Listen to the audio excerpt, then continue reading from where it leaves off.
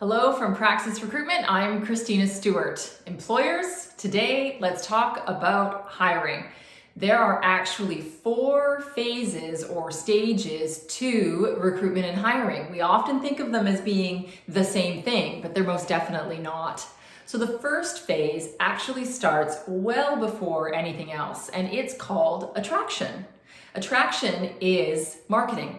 Attraction is developing and sharing your employer brand, meaning what's it like to work for your organization? What's it like to actually be an employee in your organization? What's your culture like? What do you value? How do you treat your people? All of that needs to be marketed out into the world to create something called attraction, which is having and finding passive job seekers who might be interested in working in your organization. They might be attracted to working there, even if they're not actually looking for a job yet.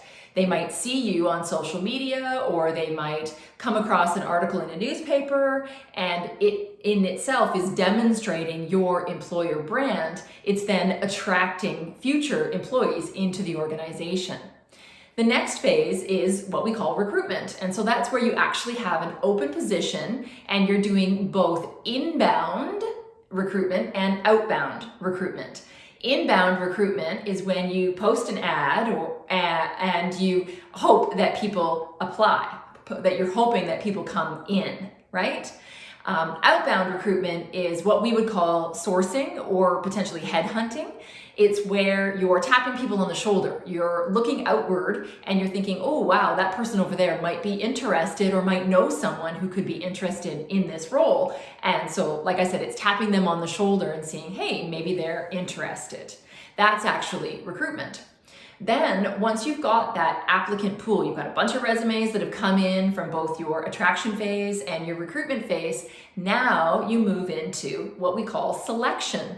So selection is interviewing. You take a few of those resumes and you decide that you want to talk to those people. So you might screen them on the phone, or you might bring them in for interview. You might use video conferencing for that. And then you're doing some references on people that you think that might be of interest. And so that's where selection comes in. So you're deciding who you'd like to select. Once that's been established, then you move into what we would call the hiring phase. That's where you're actually extending an offer, you're negotiating compensation, how many weeks vacation, when are they going to start, and all of the rest of that. So as you can see, hiring and recruitment actually takes many different forms.